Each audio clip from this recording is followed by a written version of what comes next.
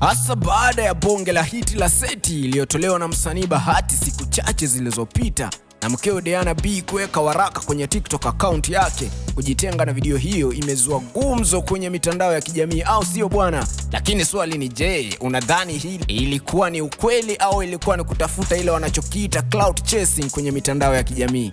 Ngoja nikurudishe nyuma kidogo. Msanii Zuchu kabla hajaachia wimbo wake wa Amanda alicreate scene fulani hivi kuonekana kwamba Diamond Platnumz anamcheat na msichana kwa jina Amanda, na baada ya siku 2-3 hivi akaachia wimbo kwa jina Amanda. Hii ni baada ya kucreate scandal moja hatari sana pale kwenye mitandao ya kijamii.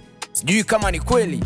Hii pia inaweza ikawa ni moja ya scandal ambayo ilikuwa ishaandaliwa kwamba Bahati aweze kuachia wimbo wa Seti ambao alikuwa ameifanya. Kumbuka alisema hii ni Bahati new era, na kwa hivyo akasema anakuja na vitu au na mtindo mwingine. Basi baada ya kuachia wimbo ule wa Seti, naye Diana kwa mara hiyo akaachia waraka kwenye account yake ya TikTok kujitenga na video hiyo. Ukiangalia video hiyo ilikuwa ya kutamausha kidogo, video ambayo ilikuwa hatukutarajia kutoka kwa Bahati, mtoto wa mama tuliyemzoea. Hatukuwa tumetarajia kitu kama hiyo kutokea. Nikukumbushe tu pia kumekuwa na scandal moja hapo ya Will Paul pia na Patelo, kama sijakosea, Patelo akidai kwamba hajaweza kulipwa baada ya kutokea kwenye wimbo alifanya ama wimbo aliyotokea kwenye wimbo ya Will Paul pale. Sijui ni scandal ambayo imekuwa ikizoeshwa au ni scandal ambayo imekuwa wasanii wanafanya kisha wanatuachia sisi mafans na mashabiki kukimbia kuangalia na kucomment pale, na wao wana print dollars kama wanavyosema. I say